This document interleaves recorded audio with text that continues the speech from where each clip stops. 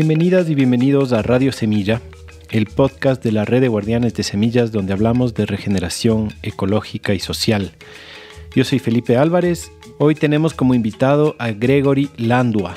Él es un permacultor con mucha experiencia, en especial en el ámbito financiero y social. Es cofundador y director de Regen Network, que se dedica a las finanzas regenerativas dentro del ecosistema digital del blockchain y la web 3.0. Temas bastante complejos y futuristas, pero súper interesantes. Les quiero dar un poco de contexto para este episodio porque creo que puede ayudar a pintar el cuadro un poco más completo. Yo le conocí al Gregory tipo 2013-2014. Yo estaba yéndome a vivir a Tongorachi, en Esmeraldas, cerquita de Caimito, donde él estaba trabajando en proyectos con asociaciones de cacaoteros orgánicos con su organización Terra Génesis Internacional, que es un tema que no alcanzamos a topar en este episodio. Él es alguien que ha estado muy vinculado a procesos cooperativos de regeneración en varios países. Lo que a mí me emociona mucho de este proyecto de Regen es que, si bien se desarrolla en buena parte en el mundo virtual, que es incomprensible para muchos, incluido yo, tiene estas bases en la experiencia de estos proyectos reales en campo. Desde hace un año más o menos que yo estoy editando el podcast del Greg, que se llama Planetary Regeneration Podcast, el podcast de la regeneración planetaria. Y les juro que he intentado entender el lenguaje de esta comunidad y francamente hay partes que están muy por encima de mi techo de entendimiento. Pero lo poco que sí entiendo me llena de ilusión, en especial los conceptos claves que promete esta herramienta, que son la descentralización, la autonomía, la diversidad y, claro, la regeneración. Hoy por hoy, Regen Network es una comunidad súper grande, súper activa de programadores, investigadores, organizaciones, campesinos. Ahí pueden ver un poco más al respecto en las páginas web que les voy a dejar en las notas del episodio con un par de cositas más. Ya mismo les dejo con la conversación, pero primero quiero mencionar a unos 2 proyectos de todos los que nos están apoyando para el programa de membresía. Al suscribirse nos ayudan a sostener este trabajo, que lo hacemos con mucho cariño para ustedes y que depende enteramente de esta comunidad de oyentes, o sea, de ti. Y además accedes a beneficios como, por ejemplo, si es que eres miembro de Radio Semilla, puedes ver gratis y por tiempo indefinido el documental Raspando Coco de Pilar Ewes, que fue invitada del episodio 38, uno de los más reproducidos de esta temporada. Pueden entrar a raspandococo.com para ver el tráiler. También acceden al 20% de descuento en A Fuego Diseño en todos sus productos de vidrio reciclado. Ellos hacen cosas lindísimas. Están ubicados en Quito. Los pueden buscar en redes. Ahí también les voy a dejar en las notas del episodio. Eso. Gracias por escucharnos. Les dejo con Gregory Landua. Bienvenido a Radio Semilla, Gregory Landua. Yo siempre te he dicho Landua, pero últimamente escucho que se pronuncia Landuey. Sí, pero los nombres en español hay que pronunciarlo en español nomás. Ah, bueno, entonces Gregory Landua. Bienvenido, ¿cómo estás? Bien, un gusto estar aquí contigo, Felipe. Yo también tengo un gusto tremendo de ya tener finalmente esta entrevista porque llevo meses, tal vez años, creo, como tratando de entender estos temas de los que quiero preguntarte hoy. Y no solo eso, sino que yo estoy editando tu podcast y todavía no llego a entender. Por más que lo escucho. Entonces tengo muchas preguntas para ti. Pero antes de meternos en ese tema, quisiera como presentarte un poco, ¿no? Como saber de dónde vienes, como algo de dónde te criaste. Perfecto. Bueno, yo nací en Alaska, en los Estados Unidos. No es parte de Canadá ni Rusia, Alaska.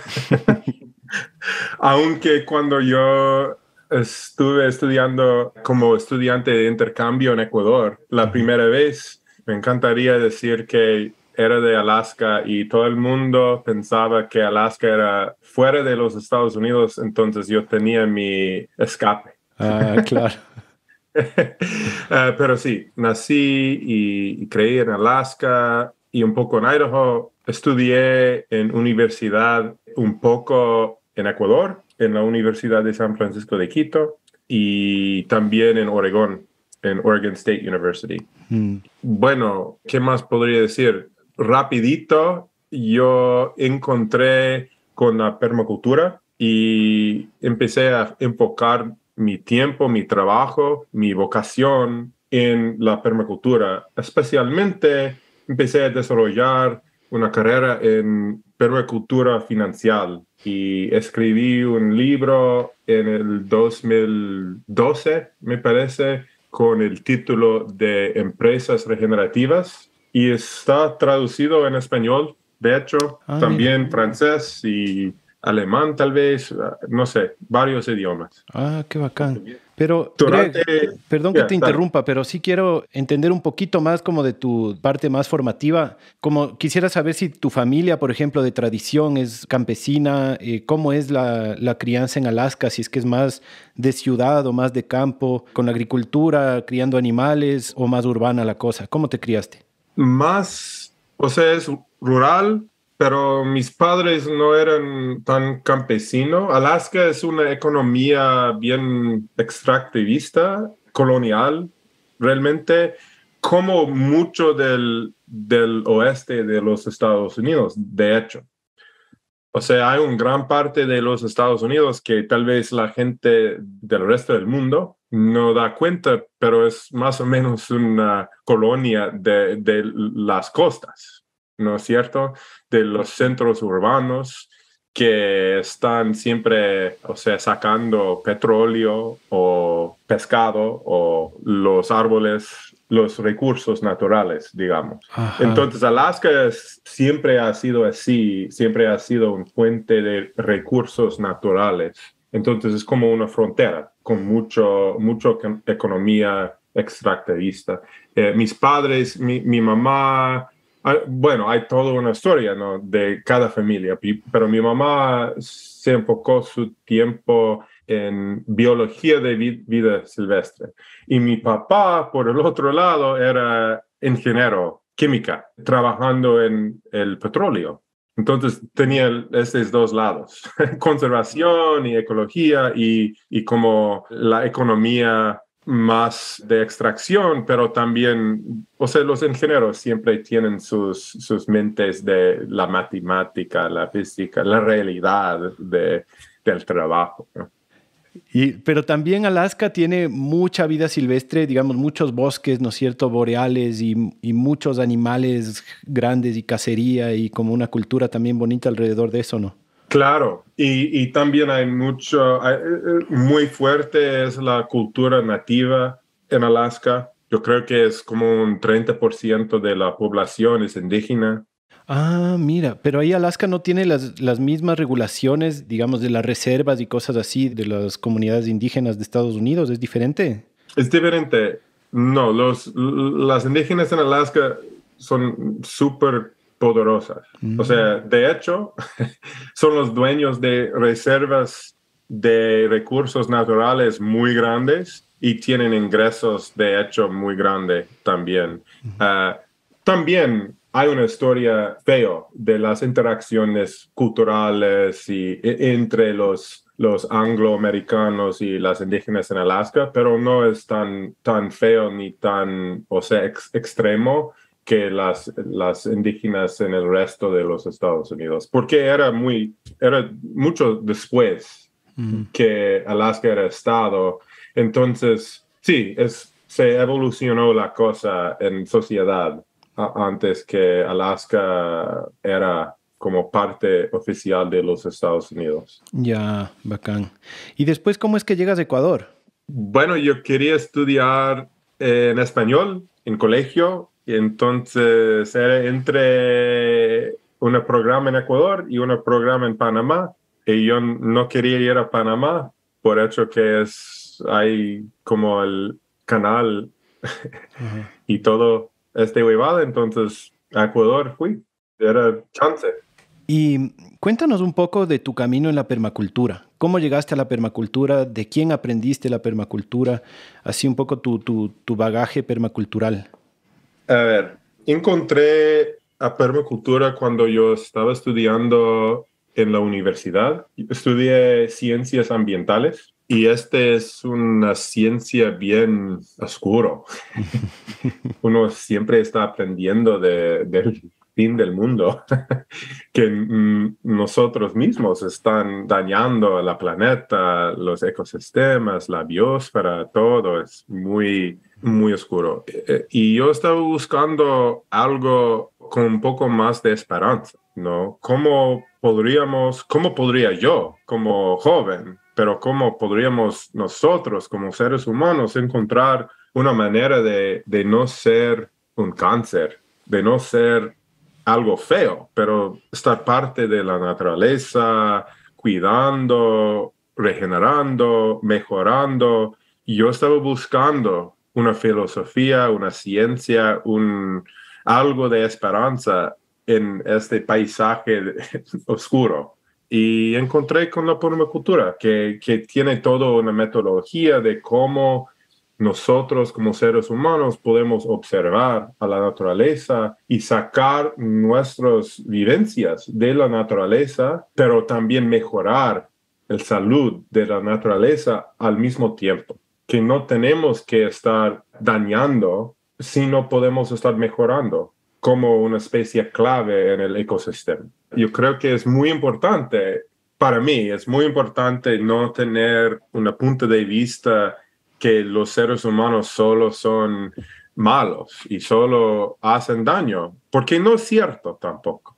Hay muchos ejemplos de culturas en el mundo que no hacen daño a la naturaleza cuando estamos viendo todo el sistema. Claro que van a cosechar un algo, o van a cosechar algo cazando, o van a cosechar pescando algo, pero en la reciprocidad entre una cultura y el ecosistema puede ser regenerativa, ¿no? Yo creo que son datos empíricos. No es como tal vez podríamos lograrlo en tal situación, pero si no, tenemos muchos ejemplos en la historia que sí se puede hacer. Entonces, hay que preguntar cómo son estas culturas, cómo son estas tecnologías, cómo son estas prácticas y cómo podemos desarrollar este tipo de cultura, sistema, técnica en nuestras propias vidas. Y esta es la pregunta principal de permacultura desde mi punto de vista.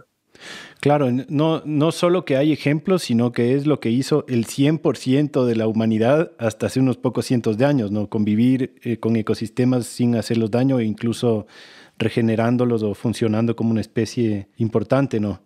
Tal vez unos 10,000 años. O sea, hay diferentes culturas y hay mucha diversidad cultural. Entonces, es muy complicado, la historia humana, ¿no es cierto? Pero yo creo que el raíz de tener ciertas culturas que están dañando sus ecosistemas y de ahí moviéndose es un poco más como 10,000 años atrás. Yo creo que se aceleró bastante con el petróleo y la industria y todo eso. Entonces, en los últimos 200 años ha sido muy, muy feo. Pero sí, yo creo que hay buena evidencia de cómo es el Fertile Crescent, la Mesopotamia, esta zona. O sea, se cambiaron de la clima. O sea, los humanos mismos, y era como hace 10,000 años ya, pero se cambiaron la clima y se dañaban y se cambió a un Edén hasta un desierto. Y era, o sea, para los asiáticos, también africanos, también europeos, es parte de nuestras herencias culturales. Y yo creo que también hay ejemplos de este tipo de cambio climático en una zona alrededor de una cultura. También sí pasó en las Américas también.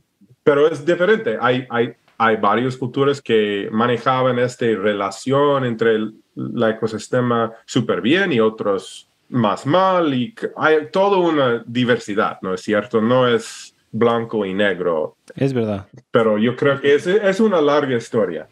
Larga historia y complicada. En todo caso, no es el 100%, pero sí son muchos, digamos. Algunos miles de años. Pero bueno, los seres humanos llevamos aquí unos 300,000, así que igual sigue siendo una pequeña parte de nuestra historia. De ley. Tenemos mucho más historia regenerativa como parte de la naturaleza integral que tenemos afuera y degenerando nuestros ecosistemas. Sí. Oye, Greg, y cuando entraste a la permacultura, antes mencionaste que pronto llegó tu interés sobre el tema de las finanzas y la economía. ¿Cómo fue ese cambio? Digamos, al comienzo estabas en temas de ciencias ambientales, permacultura, me imagino que un poco más con la tierra. ¿Cuándo entra el interés más social, más económico, financiero? Siempre. Las estructuras invisibles, como dijo Bill Mollison, son una parte muy grande de la permacultura, de hecho. Y también de las ciencias ambientales. Si uno está preguntando por qué estamos haciendo esta huevada, por qué estamos dañando nuestros propios casas, tiene todo que ver con la cultura, con el intercambio, con la economía, cómo gobernamos. Estas son las preguntas fundamentales porque somos animales culturales, sociales. Entonces, ¿cómo coordinamos nosotros como una sociedad? Una gran parte de eso es la economía. Y lo siento a los que están escuchando que mi español ahorita es bastante malo. No he estado hablando para nada en años, ya desde COVID. Pero bueno, estoy pensando cómo decir. Si quieres cualquier cosa, me puedes decir en inglés para tratar de traducirla. De vez en cuando porque yo creo que tu inglés es mucho mejor que mi español, de hecho. Entonces, de vez en cuando voy a pedir ayuda. Pero, ¿has leído o escuchado The Dawn of Everything? Amanecer de todo, David Graeber. Sí, te escuché a ti la otra vez, pero no he leído el libro. Bueno, este libro es increíble. David Graeber es fundamental en mi pensamiento de todo eso, ¿no? Es súper importante el man, de cómo explica. Pero una de las ideas suyos es que dinero ha sido parte del ser humano desde empezar ser humano. No es algo que inventábamos un año en 1620 o algo así. No es así. Hemos tenido símbolos de intercambio y valor. Todas las culturas tienen algo. Y es como los símbolos culturales de valor y intercambio son súper importantes en nuestros, ¿cómo es? Behavior. Comportamientos. Comportamiento individual y social.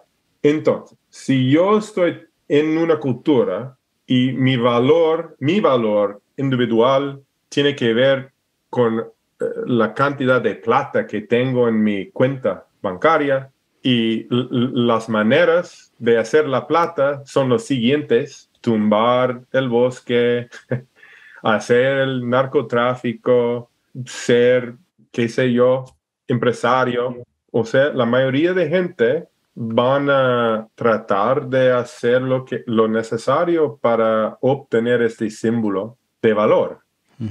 Pero si el símbolo de valor, uno se gana por otros medios, por medios de regeneración, por medios de cuidar el bienestar de la sociedad, ser un buen vecino, vivir summa causa, el buen vivir, practicar el concepto de Aini. Cambiaría completamente la economía, ¿no es cierto? Y el compartimiento de los individuos y la sociedad. Entonces, para mí, la causa raíz de todo lo que está pasando en el mundo, cambio climático, colapso de los ecosistemas, colapso social, tiene que ver con esta raíz de los símbolos culturales de qué tiene valor en nuestra cultura. Y es algo que tenemos agencia, tenemos capacidad de evolucionarnos. O sea, nosotros como seres humanos tenemos conciencia de la cultura y podemos cambiarla. Para mí, también es algo fundamental del pensamiento permacultural, ¿no es cierto? Entonces, tu pregunta era, ¿cuándo entró este tema financiero o de empresa o economía? Y era ahí empezando, porque es cómo nosotros compartimos y manejamos nosotros como seres humanos, como grupos, como culturas. Ujú. De hecho, por eso yo tiendo bastante a enfocarme en más este tipo de temas hacia la permacultura social, porque siempre sabemos decir aquí que la parte ambiental, la parte ecológica es más fácil. O sea, si es que consigues incluirte en el ecosistema, coordinar las cosas, sembrar, retener agua, tener alimento, no es tan difícil. Lo difícil es organizarse, ¿no? Estar de acuerdo, resolver conflictos, coordinarse, ¿no? Entonces, por eso me parece a mí clave esto de la parte social de la permacultura. Y con respecto a lo que estás diciendo, me recuerdas esta publicación tuya, creo que es del 2008, si no me equivoco, de las 8 formas de capital, 8 tipos de capital. Y esto creo que es como una pieza bien importante para entender esto de la permacultura social y las finanzas regenerativas. ¿Nos puedes contar un poco de eso? Sí, los 8 tipos de capital era una exploración de otras formas de valor, que podríamos imaginar símbolos de otros tipos de valor más allá que lo financiero. Y era escrito para ambos grupos, los que odian a la plata, ¿no es cierto? Y los que aman a la plata. Para decir a ambos grupos, mira, hay algo más allá que lo que tú piensas es la plata, ¿no es cierto? Entonces, las 8 formas de capital son los siguientes, ¿no es cierto? Sabemos todos capital financiero, social, capital social, que sería la reciprocidad y amistad y confianza entre seres humanos en que podemos hacer favores y hacer promesas y intercambiar una riqueza del capital social. Y capital financiero y capital social funcionan completamente diferente y cada cual puede tener su propia experiencia de eso. Ok, capital material, tu casa, tu compu, tu refre. Capital de experiencia, o sea, conocimiento que no es intelectual, conocimiento que uno tiene que ganar por medio de trabajo. O sea, los campesinos son súper ricos en capital experiencial, ¿no es cierto? Capital intelectual, modelos y conocimiento abstracto que uno puede ir a universidad o escuela y entender la matemática o lo que sea, pero no tiene nada que ver con la experiencia. Capital cultural. Capital cultural es diferente que el capital social, ¿no es cierto? Capital es arte, música, el ritmo de la vida, la sabiduría de nuestra propia cultura, y es todo un mundo, ¿no? Capital espiritual, algo profundo en mi cultura, bien privado, en otras culturas podría ser un poco más público, y finalmente capital viva. O sea, el salud del ecosistema, la calidad del agua, la salud de uno mismo, tu cuerpo, integridad del ecosistema. Y cada tipo de capital tiene su propia forma simbólico de contar y entender. Y tenemos que aprender que hay diferentes idiomas y diferentes símbolos por cada tipo de capital, que no son solo números. O sea, para tener un ecosistema bien vibrante y sano y productivo, sí puedes entender y expresar por medio de números o palabras, pero tienes que primero entender cómo funciona el sistema vivo, ¿no es cierto? Si solo estás contando algo que no tiene nada que ver con qué tal sano y integral el ecosistema es, vas a entender dañándolo si estás manejando. Y podemos entender que la relación entre capital financiero y las otras formas de capital ha sido en la cultura dominante del mundo. Y es lo mismo, o sea, no se puede solo decir que este es algo anglo-europeo o algo así, que no es así. Los hispanohablantes también tienen, o sea, bastante, y también, o sea, hay muchas culturas que han caído en la misma trampa, ¿no es cierto? Pero esta trampa es tratar de mantener una relación extractivista entre capital financiero y capital viva, por ejemplo. Y podemos entender muy claramente, ¿no? Cuando estamos viendo el valor de un bosque solo por medio del costo de papel higiénico, por ejemplo, o sea, vamos a dañar el bosque. Claro, nuestra cultura solo contabiliza el capital financiero y todo lo demás, qué sé yo. Ahí está. ¿Tú, ese artículo tal vez esté en español como para compartirlo con la audiencia o solo en inglés? Yo creo que podría ser en español, no sé. El libro Empresas Regenerativas sí tiene este modelo y explicación de este modelo de las 8 formas de capital y sí está en español. Y puedes bajarlo gratis, creo. Creo que todavía está ahí. Uno puede donar o bajar gratis. O sea, tienes la opción. O también puedes como pagar y obtener como el copia propia, pero hay forma digital que está ahí también. Buenísimo, genial. Y entonces, Empresas Regenerativas viene después, ahí ya escribiste el libro y lo publicaste en el 2012. Para ese entonces tú ya estabas, digamos, no solo estudiando el tema financiero, sino ya trabajando en eso, y ya estabas como metido en el tema de la, digamos, de cómo dar valor al capital natural. Sí, exactamente. Y explorando eso en diferentes contextos.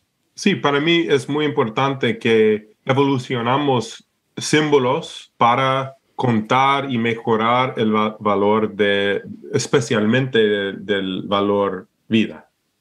Social, cultural también. Y de hecho están súper integral entre ellos. Pero para mí la búsqueda de la forma de contar y mejorar el valor viva de los ecosistemas, yo creo que puede ser bastante claro para todos los seres humanos en diferentes culturas o contextos, o porque hay solo un planeta, todos tenemos una experiencia de la vida. Entonces, es algo yo creo que nos puede unir un poco y todavía preservar la capacidad de tener una diversidad de diferentes culturas y, o sea, es algo que nos une, pero también nos protege la capacidad de expresarnos en diferentes formas, diferentes culturas, porque regeneración es un proceso completamente local. Para mejorar un ecosistema, uno tiene que estar ahí con el ecosistema y punto.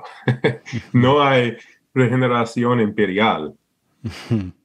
No tiene sentido, ¿no es cierto? Porque uno tiene que estar ahí cuidando el mismo bosque. Claro. Entonces, este concepto de que regeneración financiera, regeneración de ecosistema, de biosfera, requiere una exploración y evolución de muchas diferentes formas de este símbolo de contabilidad viva. Uh-huh. Este es una parte fundamental, que no podemos tener como una cuenta universal que todo el mundo se use. No, realmente tenemos que evolucionar diferentes formas en diferentes contextos con la meta de contar y mejorar y generar los propios ecosistemas de un lugar. Y va a ser un juego entre cultura y ecosistemas y sistemas económicos. Uh-huh. Yo también estoy muy de acuerdo, ¿no? Para que haya la regeneración es clave que la acción sea local y es clave la descentralización. Y con eso creo que es un buen paso para hablar ya del tema más grueso, que es esto de Regen Network. Cuéntanos un poco, ¿no? De qué es Regen Network, entendimos ahora cuáles son tus motivaciones de alguna forma para crear o co-crear Regen Network, pero aquí ya entran los temas más complejos, ¿no? De la tecnología, del blockchain, de toda esta nota. Cuéntanos un poquito qué es Regen Network. Y considera que una parte de nuestra audiencia es campesina. Casi nadie de nuestra audiencia seguramente son programadores, tal vez haya unos pocos, y yo tampoco entiendo para nada de los lenguajes muy tecnológicos. Entonces, ojalá esto sea una oportunidad para ponerlo en un lenguaje como para que lo entienda cualquiera. Bueno, lo bueno es que mi español va a forzarme a explicar todo en una forma muy básica, yo creo. Excelente. Entonces, ojalá, tal vez va a ser una explicación mejor que yo haría en inglés. Genial. Porque si estoy hablando en inglés, puedo usar palabras muy, muy grandes, palabras de $5, como digamos. Ok, entonces, Regen Network o Red de Regeneración es un proyecto para construir una infraestructura comunal donde el pueblo mismo es el dueño y tiene control, capacidad de gobernar este proceso de dar valor a un ecosistema. Genial. ¿Y cómo lo hace? A ver, hay varios niveles, ¿no? Primero, estamos tratando de desarrollar un concepto de infraestructura digital. Es como programar como software. Software, eso sí, creo que software es universal. Ok, programar software que nos da un concepto de consenso. Este es el blockchain, ¿no? Uh-huh. Tal vez sí conviene explicar un poco digamos, mucha gente creo que sí sabe la existencia del Bitcoin y sabe de la existencia del blockchain, pero tal vez conviene pegarse una explicada rapidita de las oportunidades que nos ofrece el blockchain, ¿no? Como una tecnología más allá de las criptomonedas, ¿no? Sino más como un proceso, como dices, de consensos, de crear, no sé, contratos inteligentes. ¿Crees que puedas una explicación más o menos de lo que es el blockchain y por qué usar el blockchain para Regen Network? Ya, bueno, primero hay que decir que blockchain es una tecnología social. El primer punto. Uh-huh. ¿Por qué?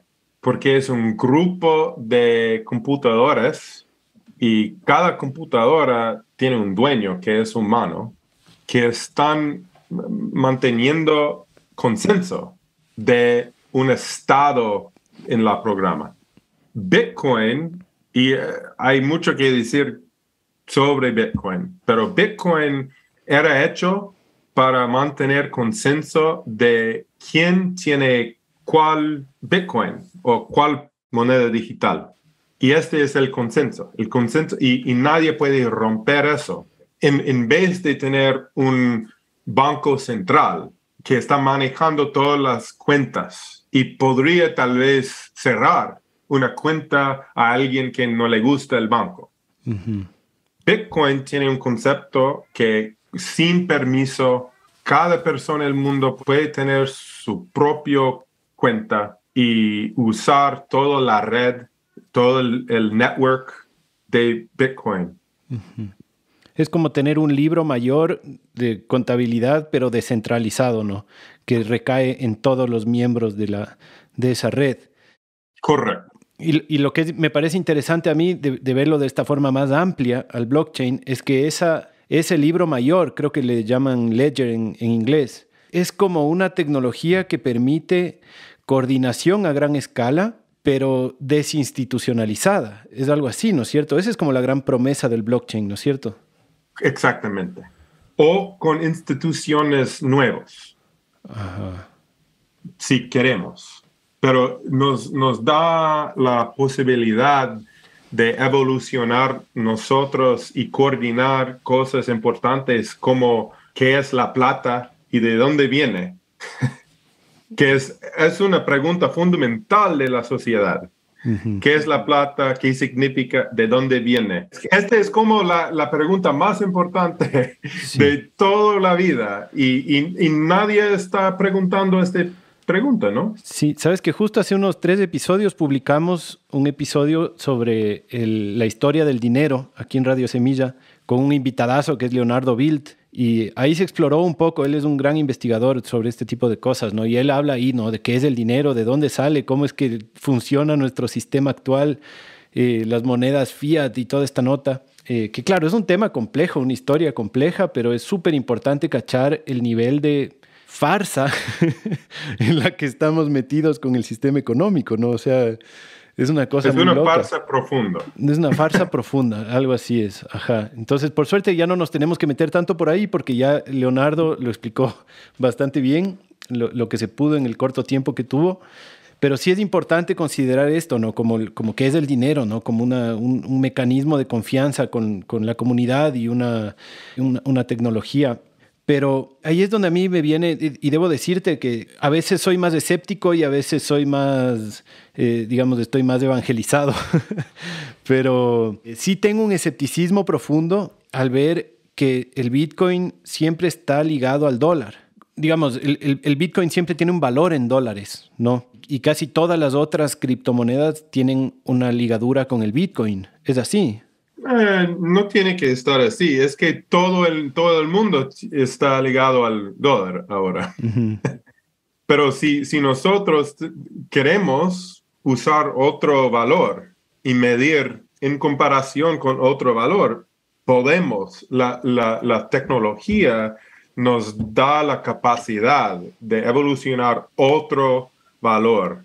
Tal vez, qué sé yo, tal vez Bitcoin va a ser el nuevo. Espero que no, personalmente.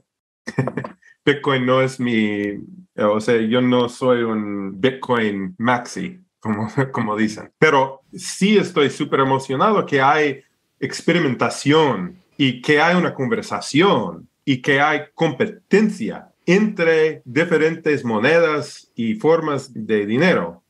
Ujú. Yo creo que eso es súper importante porque necesitamos evolucionar nuevas formas de valor que están conectados a la salud de nuestro planeta, de nuestros ecosistemas. Tenemos que hacer eso. Si no hacemos esto, los incentivos sociales nos van a seguir empujar hasta el barranco. O sea, ahí estamos, ¿no? Esta es la situación actual.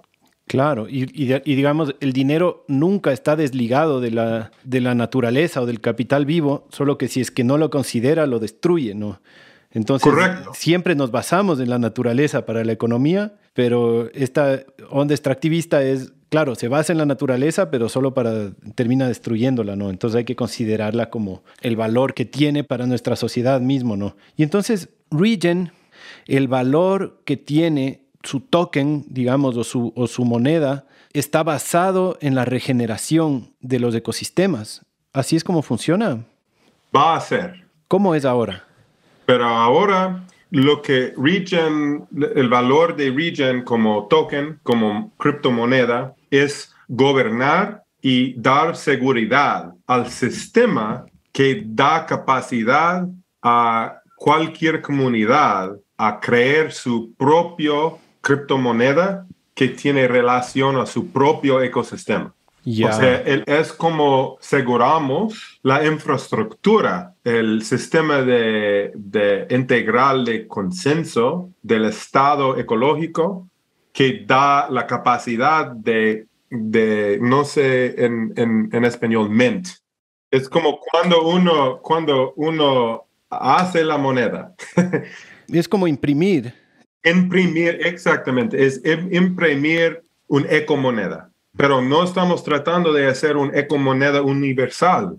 Estamos tratando de dar herramientas a comunidades para hacer su propio ecomoneda. Y después, durante mucha evolución y experimentación, Regen va a representar el entero de los ecomonedas. Entonces ahí va a evolucionar, yo creo, en el futuro para ser como un índice del valor de toda la ecodiversidad, biodiversidad de los ecomonedas. Ya.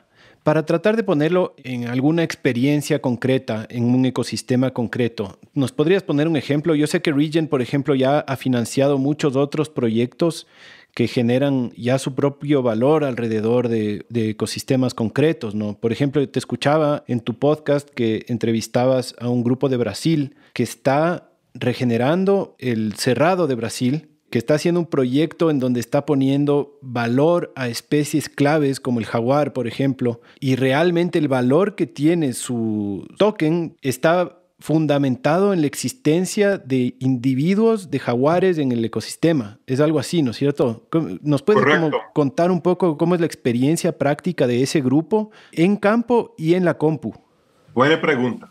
La primera cosa que decir es que tenemos miles y miles para llegar al punto que está funcionando en una manera muy suave y, o sea, todavía estamos en dolores de parto. Sí, estos son los próximos pasos a un largo viaje, pero lo que ellos están haciendo es colectando pruebas que existe un jaguar en cierta zona por medio de trampas de cámara y usamos el blockchain para agarrar estos datos y mantenerles accesibles para que uno que está comprando este ecomoneda, este token, tiene integral en este token, es la prueba del jaguar que existe en esta parcela. Entonces hay un proceso de la prueba de jaguar que tiene que ver con fotos, con verificación de las fotos y que el bosque es primario, que hay foto de jaguar y tal, y todo está bien y diferentes personas han visto la evidencia y dicen sí, prueba de jaguar. Y de ahí, ¡ching!, imprimimos este ecotoken. Uh-huh. Ese ecotoken no es un Regen, pero está funcionando en el ecosistema de Regen, es algo así. Correcto. Y para imprimir este ecotoken tienes que quemar Regen. Eso ya no entendí. Usas el token de Regen y lo usas, es como cambias el token de Regen hasta ser un token un ecotoken de jaguar. Ya. Qué loco. El concepto me parece increíble.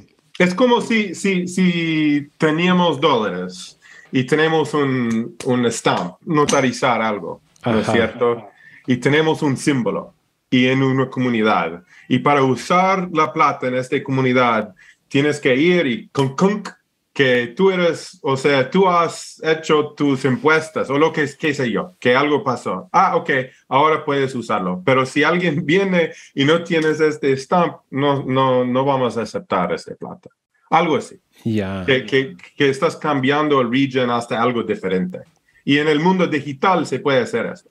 O sea, el Regen ya no existe, el token de Regen ya no existe, pero hay otro token que tiene la prueba de jaguar. Entonces, para hacer este token, tienes que tener la combinación de un Regen y la prueba de jaguar y ¡ping!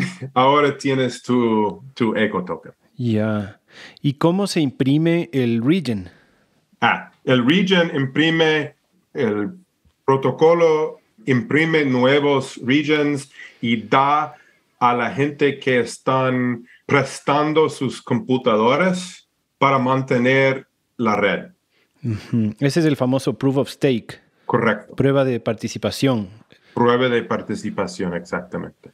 Ya. Voy a tratar de mantenerlo igual como, digamos, lo más en tierra posible y no tanto en el universo de la computadora. ¿Cómo, por ejemplo, esta comunidad en Brasil, qué tan alfabetizados tienen que estar una comunidad local que está protegiendo un bosque, que está probando que ahí están los jaguares, que el bosque es primario, que tienen tanta capa de suelo, qué sé yo? ¿Cómo esta comunidad, que son los guardianes de este espacio, qué tan alfabetizados tienen que estar en el tema del blockchain? ¿Qué tantas computadoras tienen que tener?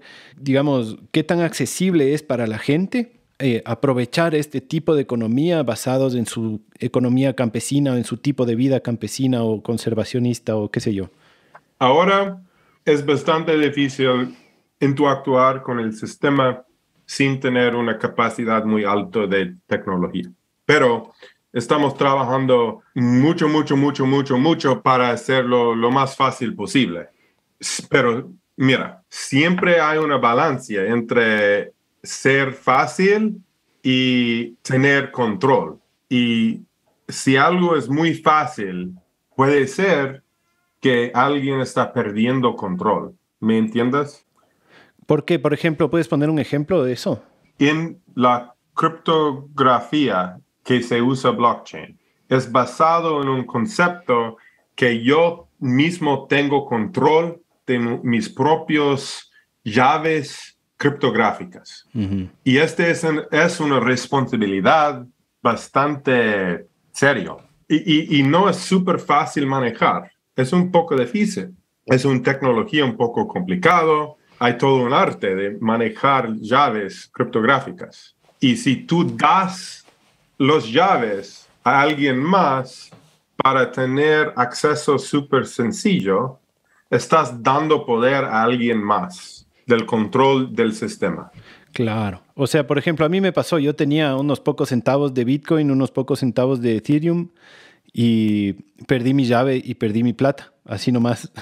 Exactamente. No había nadie a quien reclamar porque, claro, estamos acostumbrados a que, no sé, Apple o Microsoft o qué sé yo, la compañía de celular o no sé, ellos te manejan tu cuenta y cada vez más es así, ¿no? Cada vez más las páginas web están alojadas en donde alguien te da haciendo todo y a veces ya ni siquiera tienes que acordarte tu clave del correo porque ya le dices a tu computadora que se acuerde, ¿no? Y eso es alguien, una empresa, una corporación que te está ayudando a controlar tus accesos, ¿no? ¿Y a qué costo? ¿Y a qué costo? Ese es el tema, ¿no? Entonces, estamos tratando de hacer un sistema donde la gente puede escoger a tomar toda la responsabilidad y poder en sus propias manos, o pueden escoger a alguien de confianza, una empresa local que tienen relación de responsabilidad entre un campesino y tal vez su asociación local que gobierna el campesino a la cooperativa o asociación, ¿no es cierto? Entonces estamos trabajando a lograr acceso en una manera responsable, en vez de una manera sencilla, donde el extractivismo puede entrar y sacar todo el valor, porque este realmente viene de un concepto de poder y gobernanza que debería ser bastante descentralizado y bastante local y poner lo más poder en las manos de los que son responsables a cuidar la misma naturaleza como se puede, ¿no es cierto? Pero este es difícil. Este es súper difícil. Es un largo viaje. El camino para lograr a esta visión va a ser un poco largo. No voy a mentir. Claro, porque cada localidad tiene condiciones diferentes, ¿no? ¿Cuáles métricas usan? Como por ejemplo, este ejemplo del jaguar es interesante, ¿no? Es una métrica de biodiversidad, ¿no? Una especie clave que te asegura que hay una cierta salud en el ecosistema. Pero esa métrica puede funcionar ahí, pero hay otros lugares donde funcionarán otras métricas, ¿no? ¿Nos puedes contar cuáles métricas nomás usan la cantidad de materia orgánica en el suelo, qué sé yo, el carbono? Sí, hay todo un clase de ecocréditos que viene de cantidad de materia orgánica en el suelo. Hay otro que tiene que ver con el carbono del suelo y del bosque mismo, o sea, combinado. Y hay otro que tiene que ver con la métrica es un kilo de abeja kilo, sheep hour, Ah, oveja. oveja. ¿Cómo es eso? Sí, oveja kilo hora, Ya. oveja kilo hora. Es que las ovejas, cuando uno se mueve ovejas por un paisaje, se dan su fertilidad y también hacen limpieza. Es un diferente tipo de manejo para los, ¿cómo son? Vineyards. Viñedos. Viñedos, sí. Entonces es una manera orgánica, biodinámica para manejar la producción de vino y mejorar la salud del suelo y todo eso, ¿no? ¿Cierto? Pero tiene que ver con el hecho de que las ovejas se están moviendo por el paisaje a cierto ritmo. Qué loco. O sea, se tienen que inventar una unidad diferente para cada diferente ecosistema, básicamente. Básicamente, aunque carbono, o sea, es casi universal. Entonces, mucha gente está usando carbono viva como la unidad universal. Este tiene sus problemas, ¿no es cierto? Que no tiene nada que ver tal vez con biodiversidad o calidad de agua. Tal vez tenemos un monocultura de, qué sé yo, eucalipto, algo así, en vez de un bosque primario tropical. Entonces, nosotros estamos empujando un poco más esta locura de diferentes unidades en diferentes locales, porque representa la biodiversidad o la diversidad biocultural del mundo. En esta manera, Regen puede ser un índice de un ecosistema de ecotokens muy diverso, ¿no es cierto? Y es un poco más el pensamiento nuestro. Claro, diferenciarse de los créditos de carbono, de la economía de carbono, porque toda esta métrica del carbono resulta que viene mucho de la industria petrolera, ¿no? Como yo vi un documental terrible que me dejó impactado de cómo British Petroleum compra bosques tropicales en Brasil, los deforesta, desplaza comunidades, siembra eucaliptos y pone esas tierras para que valgan como créditos de carbono para ellos poder seguir contaminando en Inglaterra y en un montón de otros lugares con la conciencia limpia en teoría, ¿no? Como que ellos estuvieran ayudando, como que estuvieran compensando su contaminación, a la vez contaminando más, ¿no? Y el mercado de carbono acepta eso. Y eso a mí me parece una locura. Entonces, la única manera de diferenciarse del mercado de carbono es inventarse un montón de otras métricas. Pero también si es que se hacen incontables métricas de regeneración de diferentes ecosistemas, también eso es una complicación técnica terrible, ¿no? Entonces, no sé si nos quieres decir un poco qué tan vinculado está Regen Network ahorita con el mercado de carbono y cómo se diferencia y cómo rompe con ese mercado de carbono. No estamos bien vinculados al mercado del carbón. ¿Y por qué? Porque este es el flujo de capital más grande entre capital financiero y capital viva. Y como dices, ahora no es un mercado sano. Necesitamos evolucionarlo bastante. Y este es uno de los metas nuestros, que es hacerlo crecer y evolucionar mejor y poner las herramientas de cómo funciona el mercado en las manos de los mismos habitantes de los ecosistemas. Entonces, nuestro pensamiento es que, bueno, si alguien quiere dar plata para un ecosistema sano, chévere, pero este debe fluir directamente a la gente que están cuidando y la gente debe ser parte del monitoreado y gobernanza de cómo funciona, ¿no es cierto? Y este cambiaría bastantísimo el mercado actual del carbono. Funcionaría mucho mejor y estamos tomando pasos para que funcione mejor el mercado del carbono y también estamos haciendo como experimentos en estas diferentes formas de valor al mismo tiempo. Ojalá para, romper la esquema y abrir un nuevo portal económico para rebasar nuestra economía en la regeneración, realmente. Entonces, Regen, a la vez que está inventándose nuevas métricas y trabajando en proyectos más locales que tienen sus propias métricas, también está involucrado en el mercado de carbono, pero es un ecosistema bastante hostil, ¿no? Ese del mercado de carbono, me imagino, como para generar cambios ahí. O sea, ahí tienes las empresas más grandes y más contaminantes del mundo, tienes los gobiernos, tienes las ONGs gigantes. ¿Cómo es participar de ese mercado y cuáles son las oportunidades para mejorarlo? Ya, bueno, hay varias dimensiones de este asunto, de esta pregunta, ¿no? Primero, la teoría de cambio que tenemos es que podemos financiar una revolución abierta si estamos jugando en el juego actual, pero sin generar estos recursos y código, software, ciencia, herramientas abiertos para que poblaciones locales puedan tomar estas herramientas y adaptarse para su local, su cultura. No vamos a ni tener las herramientas. Entonces, la teoría de cambio aquí es bastante pragmático, que no vamos a financiar la revolución robando bancos, sino hay que tener algún tipo de éxito en el sistema empresario actual y a la vez crecer un movimiento abierto que está cambiando el sistema actual. Entonces hay esos dos niveles de la teoría y vamos a ver si podemos hacerlo, ¿no? Nada es seguro en la vida.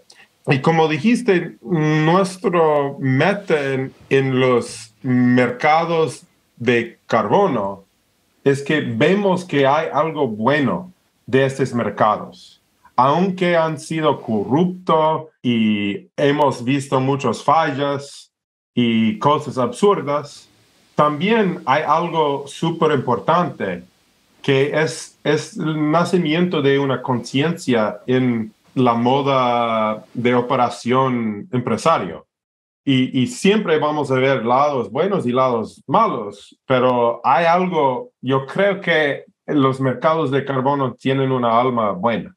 Entonces, este también es algo que es parte de la teoría. Entonces, si hay un mercado donde podemos hacer cambios buenos, ¿no? Para construir un mercado que está fluyendo recursos a cosas buenas, conservación de bosques, agricultura regenerativa, conservación de áreas protegidas del mar, reforestación, aforestación, estos tipos de cosas. Si podemos fluir capital en una manera menos corrupta y más eficiente, y a la vez estar construyendo herramientas abiertas para que podamos imaginar qué viene después. Ahí tenemos algo interesante. Ahí tenemos algo que podría ser aún más radical que solo construir una empresa de carbono que está ganando una buena plata para sus dueños. Ajá, interesante. Sí es verdad, ¿no? Que digamos el concepto del mercado de carbono no está mal. El carbono es una métrica bien interesante para la regeneración. Claro, el problema es solo la corrupción, que es el problema en todos los sentidos, ¿no? Digamos, no sé, ¿no? En mi mente no está mal un montón de cosas. El capitalismo tal vez no está mal, el problema es la corrupción. O el socialismo tal vez no está mal, pero cuando es corrupto ahí se jode todo, ¿no? Entonces, este es el punto clave. ¿Cómo evitamos corrupción y cómo construimos infraestructura que tiene un diseño sano, inteligente, que nos puede dar herramientas para evitar corrupción? ¿Y qué tiene que ver este meta con blockchain, con las herramientas del Web3? Y este es como uno de los claves de Regen Network. Nosotros pensamos que podemos insertar o tejer adentro del tejido social los mecanismos del mercado. En vez de tener el mercado como sobre la cultura y sobre los mecanismos sociales o ecológicos, podemos poner estos mecanismos del mercado adentro del contexto social. ¿Y cómo logramos esto? En Regen Network logramos esto, estamos tratando de lograr eso porque todo opera en una red abierta de open source software que el consenso del sistema viene de los stakeholders, de los grupos que tienen participaciones digitales, digamos. Y este es el token, este es el moneda digital de Regen. Estas son las acciones o participaciones digitales. Y hemos reservado una porción muy grande para distribución a grupos indígenas, grupos científicos, grupos activistas, para que la sociedad civil, los mismos cuidadores de la naturaleza, campesinos, asociaciones de productores, pueden ser dueños del mercado. O sea, con el mismo nivel de, o sea, inversionistas, empresas, y ahí tenemos un sistema nivel. Este es el teoría. En ese sentido, creemos un sistema con participación de todos los actores importantes, incluyendo derechos de naturaleza, ¿no es cierto? Incluyendo la misma, o sea, que ríos y montañas pueden tener estas acciones y estamos trabajando en esto, que cuando hay una figura legal por un ecosistema, estamos trabajando en varios proyectos para representar eso en la red, ¿no? Para que tiene voz en la red, o sea, tiene gobernanza sobre los mecanismos del mercado. Esta es la transformación que estamos tratando de lograr. Me parece súper interesante. Puede llegar un punto en donde conservar tierra sea rentable para las comunidades que la conservan. Es decir, que en la parte práctica simplemente conservan, no sé, 500 hectáreas y van a recibir un ingreso anual en moneda utilizable por conservarlas, ¿o no? Yo creo que la respuesta de eso es sí. O no solo conservar, también estar practicando agricultura regenerativa, donde hay producción, hay integración, no es como quitar los seres humanos de los ecosistemas, sino integrarles en una manera regenerativa también. Pero sí, esta es la meta, es lo que tenemos que lograr. O sea, si no logramos esto, si no logramos en nuestra economía tener un valor por este tipo de bienestar, vamos a tener un fracaso aún peor en que ya vivimos. Sí. Ahora, mi pregunta iba pensando en el tema de la conservación, porque hay mucho el fenómeno de que viene gente de afuera a comunidades que conservan un territorio, que necesitan plata fácil o rápida y venden sus tierras a personas que se dedican a la conservación. Incluso ya pasa, me parece, con el mercado de carbono, gente que compra bosques para... Aquí hay un programa en Ecuador, se llama Socio Bosque, ¿no? Que si es que tienes muchas hectáreas con árboles, tú ya recibes un ingreso, digamos, anual.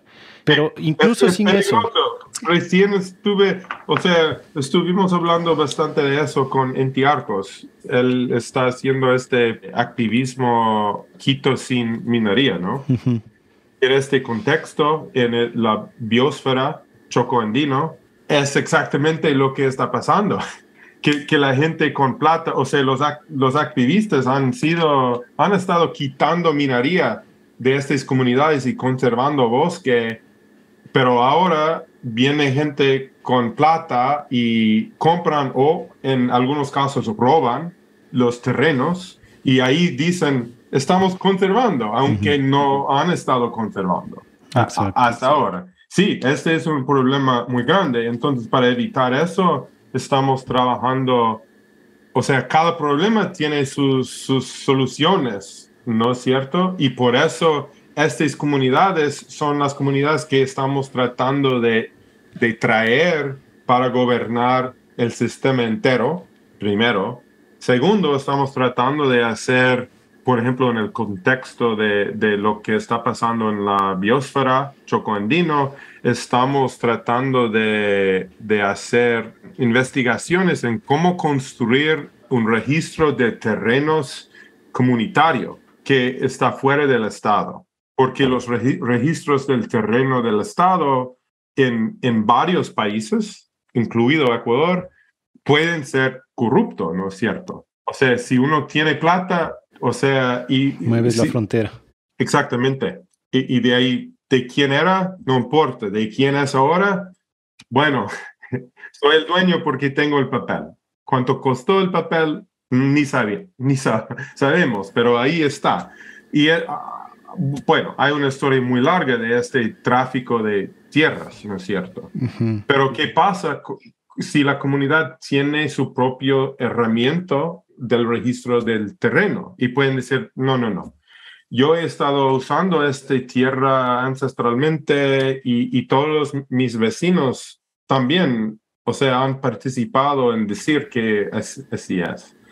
Y bueno, ¿va a resolver todos los problemas? Bueno, tú sabes, o sea, en Tongarachi, o sea, nada es súper sencillo en este mundo, es súper complejo, todo esta onda, pero hay que estar ahí pensando y tratando de de construir herramientas para resolver este tipo de problema. Ese es un tema, ¿no? A mí las fundaciones a veces me asustan en ese sentido, ¿no? Como hay muchas fundaciones extranjeras y nacionales, ¿no? Que tienen esta idea de que hay que conservar y no topar y compran la mayor cantidad de tierras posibles para conservarlas. Pero claro, casi todas se financian del gran capital. Digamos, mi preocupación es cómo hacemos para que la gente que tiene más dólares no sea la gente que termina teniendo más tierra, si es que se sigue incentivando como que el que tiene más tierra es el que tiene más plata, ¿cacha? Es algo así la preocupación. Es un tema bien complejo, es verdad. Es súper complejo y no voy a decir que tenemos las respuestas para este problema. Uh-huh. Yo creo que si los herramientas del acceso del mercado para estos bienes ecológicos están en las manos de campesinos y de grupos indígenas, el problema es que no tienen acceso al mercado de estos bienes ecológicos ahora. Claro, entonces, claro. Para acceder a este mercado, solo tienen opción de vender terrenos o entrar superproyectos. Y ahí el control se va con el capital. Entonces, si tenemos estas herramientas abiertas y tenemos acceso y tenemos un sistema también, o sea, también parte de la teoría es que si hay un movimiento por la gente, hecho por la gente misma, va a producir bienes ecológicos más legítimos que un superproyecto que está maltratando a la gente, ¿no es cierto? Y si este es transparente, el problema es que este no es transparente. El problema es que la gente en Davos o la gente en no sé dónde, Geneva, o la gente en Londres, no pueden distinguir entre diferentes proyectos. Y, o sea, esta diferencia entre realidad y el capital esta diferencia es muy, muy grande. Es un viaje muy largo, ¿no? Bien. Antes de salirnos de este tema de las métricas, hay un concepto que yo te escuché decir que me pareció fascinante y me gustaría si puedes contarnos de qué se trata. Tú mencionaste una vez la viabilidad de vitalidad y la capacidad evolutiva de los ecosistemas. ¿Eso es una de las métricas que usa Regen? No tenemos un ecomoneda basado en esto ahorita, pero esta es como la meta de la red, del proyecto. Yo creo que no es una métrica sencillo, tiene que ser una métrica viva. O sea, el momento que uno dice que esta es la métrica, este es el número. Ahí perdimos la vida. Entonces, no es una métrica ni es como una ecomoneda que se representa eso. Es lo que vamos a lograr en el entero del proyecto si estamos yendo bien. Me encanta. Claro, me pareció que engloba muy bien un montón de cosas que a veces es difícil resumir de la importancia en un ecosistema y que la vida sea viable, que la vitalidad sea viable y que haya capacidad de evolución. Me parece que lo resume de una manera genial. Ahora, quiero pasar a otro tema que también me preocupa, que es el tema del consumo de energía. de estas tecnologías, del blockchain y así. Bueno, creo que algunas personas saben el problema actual que hay de la cantidad de consumo de energía del Bitcoin y en general, digamos, todo el blockchain depende de computadoras prendidas constantemente, ¿no? Yo personalmente no me creo mucho o soy muy escéptico con el tema de las energías renovables, así eólica, solar, que dependen tanto de la minería y hasta de los mismos combustibles fósiles. ¿Cómo ves tú ese problema? ¿Ves soluciones posibles de ese problema, el problema energético? ¿Y cómo vamos a hacer regenerativo este trabajo con estas tecnologías? ¿Y cómo lo vamos a sostener energéticamente? Bueno, esta es una pregunta muy grande. Yo creo que tenemos que entrarlo en diferentes niveles. El primer nivel, hay que conversar un poco sobre el uso energético de Bitcoin y otros sistemas criptográficos de redes de consensos. Ahí hay una gran diferencia entre el Proof of Work y Proof of Stake, ¿no es cierto?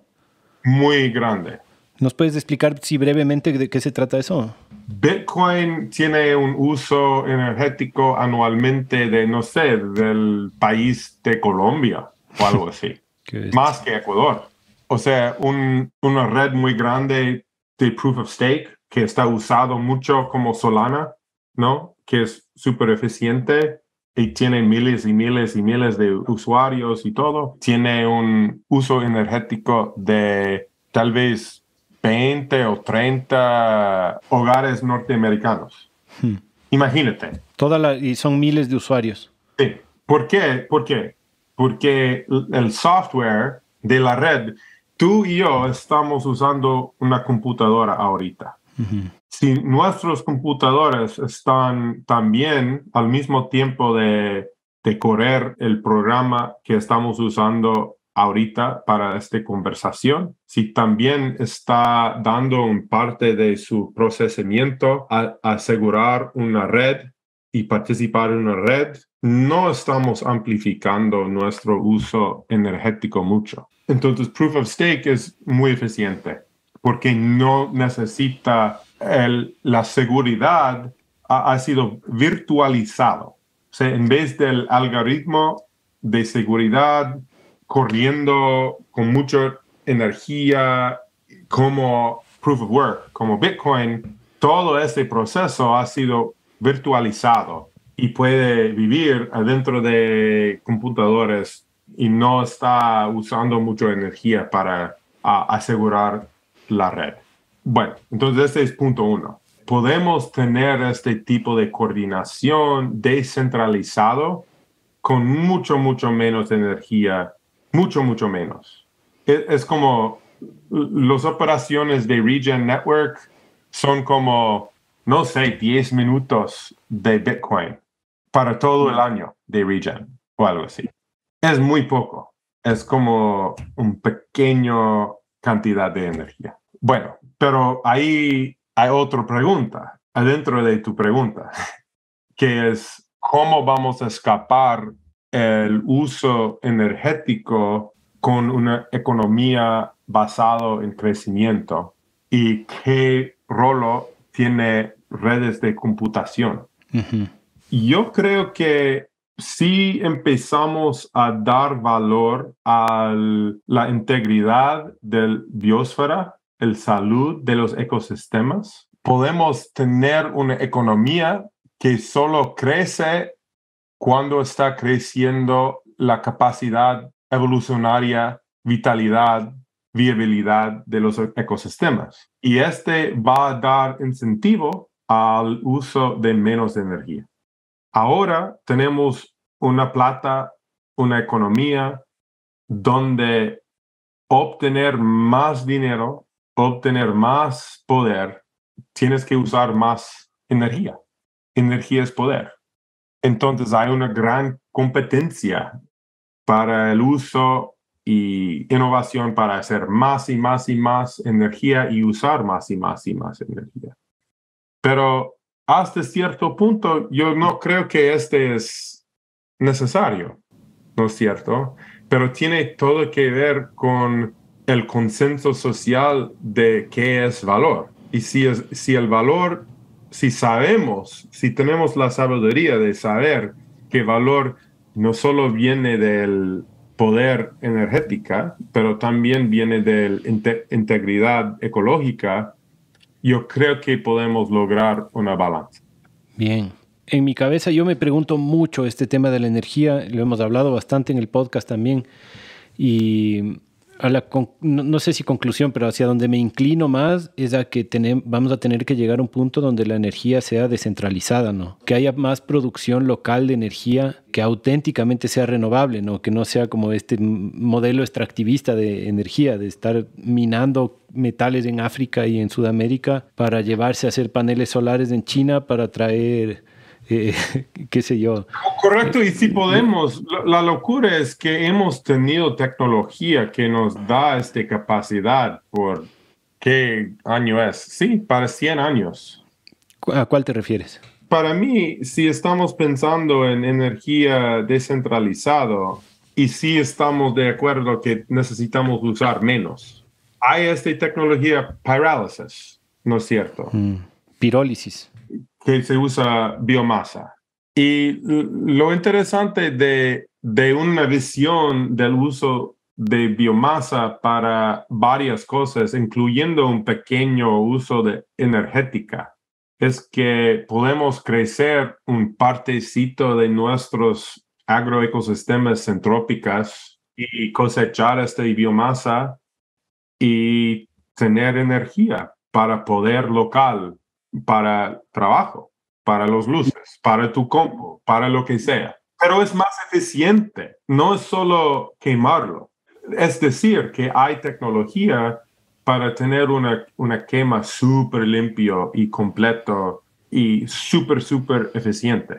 Un poco solo para la gente que no sabe qué es este sistema de la biomasa, es como una peletización, ¿no es cierto?, de materia orgánica, ¿no? ¿Verdad? No necesitas peletizar, o sea, pero sí es más eficiente con ramas. O sea, es cosechar ramas sería lo menos intensivo. En vez de cortar un árbol, creces un sistema de coppicing, de cortar ramas más que todo, cosechar las ramas y usar para quemar, pero en una quema súper eficiente, donde puedes capturar toda la energía y correrlo a un motor de vapor, que este es anciano, esta tecnología. Pero lo interesante es que teníamos casi, bueno, por lo menos 200 años para mejorar esta tecnología. Sabemos todo de cómo funciona. Se usan metales, o sea, se puede reciclar todo lo necesario.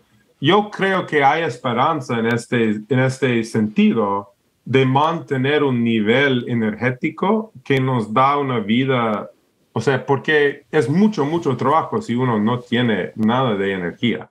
Claro. Es loco.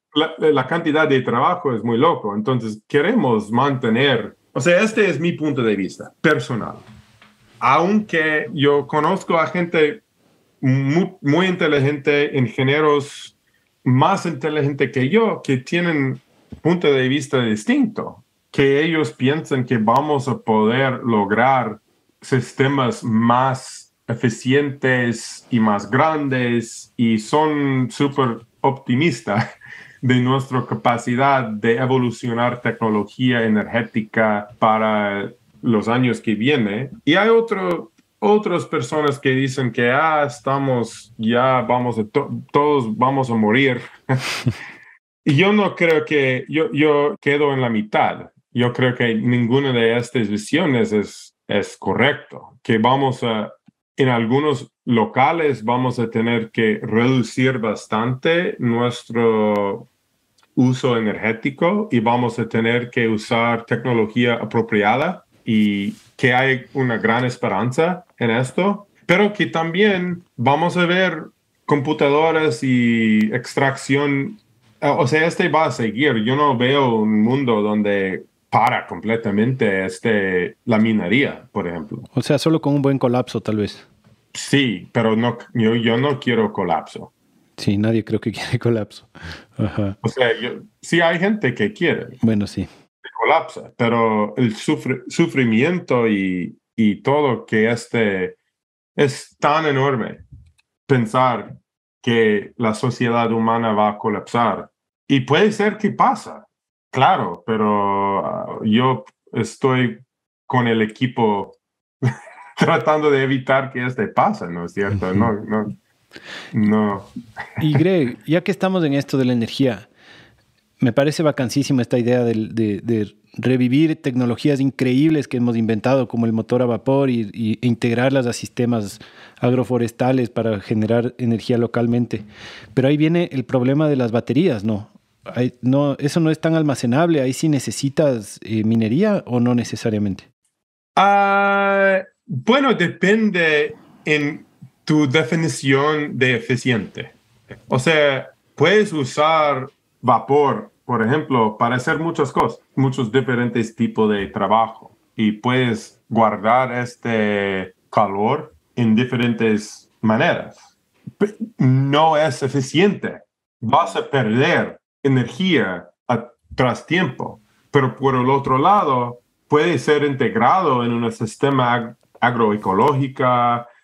Podemos hacerlo con materias locales. Entonces, hay cosas buenas y hay cosas malas. Pero sí, si queremos tener un sistema que, en vez de pensar en el flujo de energía, que estamos tratando de cosechar una parte de este flujo, pero más que todo estamos tratando de diseñar nuestros sistemas para regeneración holística, no vamos a estar pensando tanto en las baterías, ¿no es cierto? Vamos a estar pensando en el flujo del trabajo y cuánto podemos guardar por cuánto tiempo.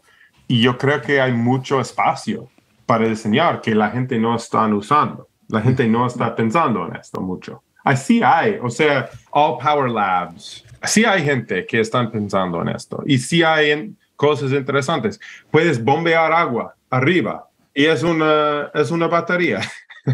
Puedes calentar agua y ponerlo en aislación. Puedes hacer trabajo bruto que necesitas hacer. Puedes calentar espacios, puedes refrigerar espacios, puedes hacer mucho trabajo en este tipo de sistema, pero estás correcto. No vamos a lograr un sistema de batería como la visión tecno-optimista de como Elon Musk y Tesla sin la minería intensiva para hacer como todo este sistema solar y de baterías y cosas. Pero también va a existir. No vamos a evitar que está pasando. Uh-huh. Pero tal vez podemos dar un precio de eso ecológico justo para que es eficiente y no lo hagamos tanto para destruir muchos ecosistemas y podemos también tener esta alternativa un poco más apropiada. Claro. Como para ir cerrando, me gustaría como ir pintando este escenario futuro. A ver, lo que pienso de lo que acabas de decir es que es súper factible, pero que el incentivo para eso no está a menos que haya un colapso. Es decir, si es que tú tienes un interruptor y un tomacorriente en tu pared que prácticamente está ahí por default, casi siempre vas a usar eso antes de ponerte a inventar un sistema a vapor, ¿no? Pero si es que llega a haber un colapso, ahí sí, de que va a suceder, va a suceder. O sea, los materiales están afuera, el ingenio humano está, y creo que es posible, ¿no? O sea, creo que es posible un futuro post-apocalíptico en donde sí exista la computación todavía, ¿no? De ley. Computación no va por ningún lado. Claro. No. Ya es parte de la historia. Claro. Sí, hay, yo creo. Sí, bueno, tal vez hay una historia futuro sin computación de alguna forma, pero yo lo dudo mucho. Cuéntanos un poco cómo es tu horizonte o el horizonte de ustedes como red de Regen Network de aquí a 5 años, 10 años. No sé cuál es el lapso de tiempo en el que ustedes imaginan haber conseguido las metas tal vez más importantes que se han planteado. Si es que consiguen esas metas, sea 5, 10, 20 años, ¿cómo te imaginas tú el mundo en donde Regen Network sea súper exitoso? Ya.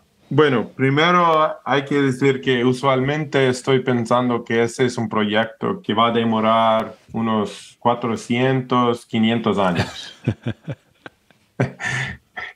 Pero en una escala de 10 años, si tenemos éxito, y estos 10 años próximos son muy importantes. No voy a decir que son los más importantes años de la historia humana, porque siempre es así.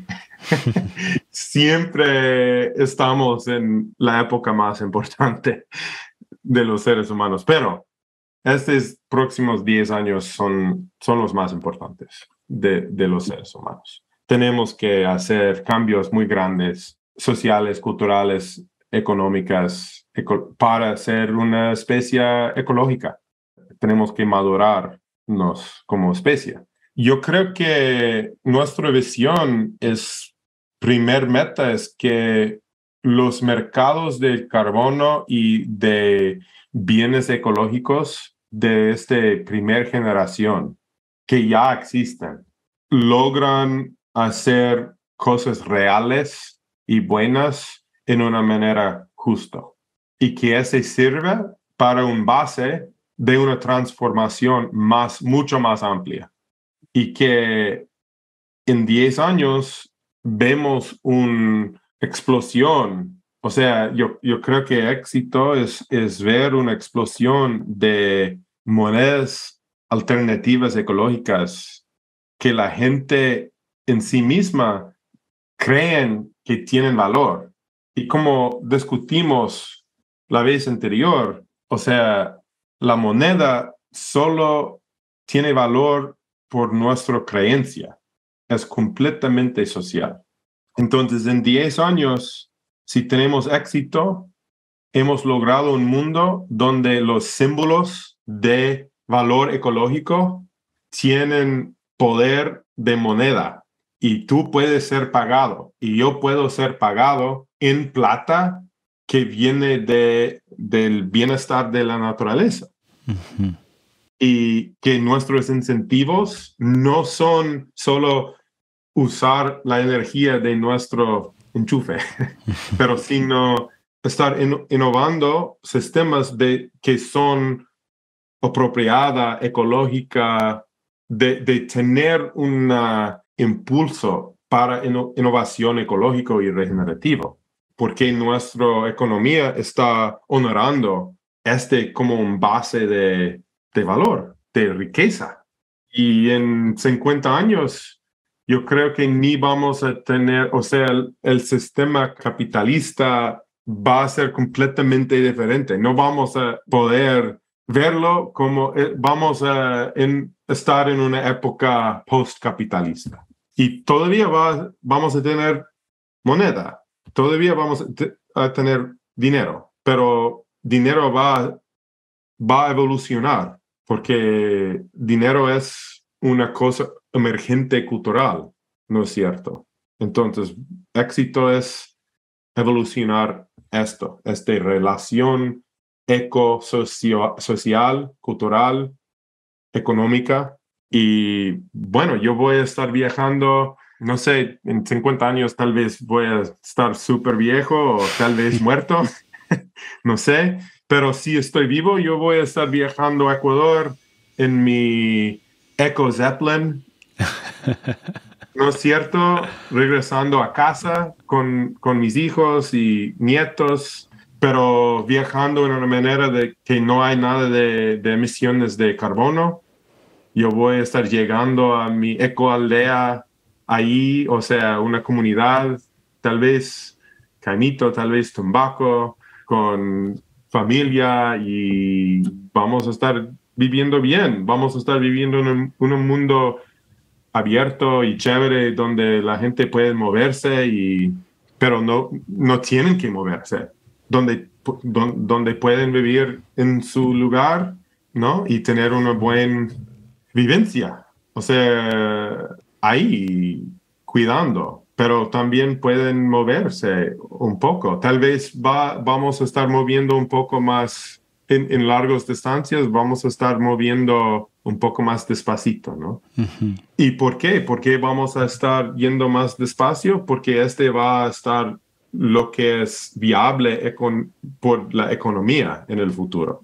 Entonces, todo este problema, ¿no? Este crisis que estamos, es mucho más fácil usar la energía que unir con mi comunidad y reconstruir algo diferente que realmente nos va a funcionar para generaciones. Va a cambiar. Me encanta esa visión de la ecoespecie. Vamos hacia esa utopía en vez de la distopía que se está dibujando por otros lados. Oye, Greg, por último, quisiera que le digas a la audiencia, si es que puede, cómo puede vincularse con Regen Network.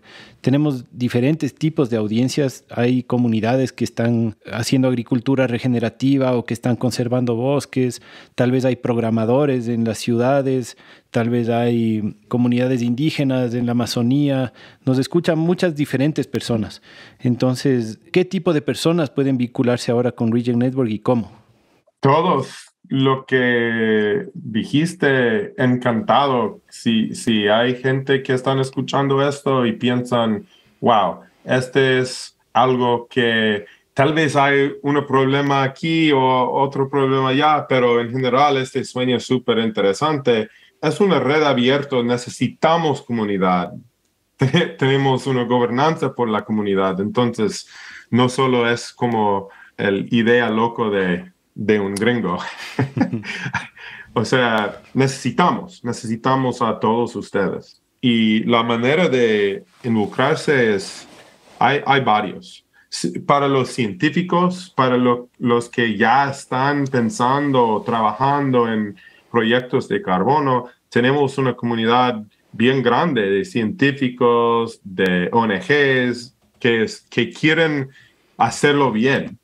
Y están construyendo una comunidad para tener transparencia y fluir capital directo.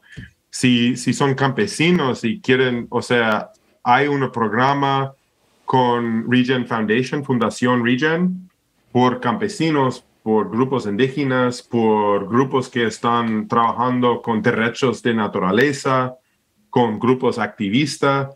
Si ustedes quieren no solo estar afuera de la conversación o recibir como ahora los mercados de carbono son tan calientes, digamos, que cada rato hay otra persona tratando de vender algo, ¿no es cierto?